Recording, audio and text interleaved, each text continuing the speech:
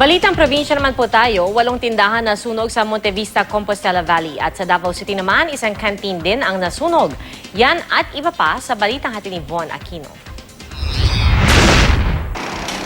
Nilamon ng apoy ang isang kantin sa Davao City. Mabilis na kumalat ang apoy dahil gawa ang gusali sa light materials. Lumala pa ito dahil sa malakas na ihip ng hangin. Madaling araw na mangyari ang sunog kaya walang nadamay na customer. Ayon sa bumbero, posibleng problema sa linya ng kuryente ang sanhi ng sunog. Inaalam pa ang halaga ng mga natupok. Nasunog din ang 8 tindahan sa Monte Vista, Compostela Valley. Tinatayang aabot sa ₱250,000 ang halaga ng mga natupok. Inaalam pa ang sanhi nito. Sa kasagsagan ng malakas na ulan sa Bayambong, Nueva Vizcaya, sumalpok ang isang motorsiklo sa nakaparadang truck sa gilid ng kalsada. Sa lakas ng impact, napuruhan at namatay ang rider habang sugatan ang kanyang angkas. Wala silang suot na helmet.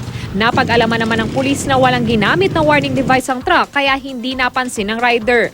Naharap ang truck driver sa reklamong gross negligence. Inaresto ang isang lalaki sa San Fernando City, La Union dahil umano sa tangkang pagnanakaw ng gamit mula sa nakaparadang kotse. Ayon sa may-ari, ipinarada niya ang sasakyan sa tapat ng isang bangko para mag-withdraw sandali sa ATM. Doon na raw sumalisi ang suspect.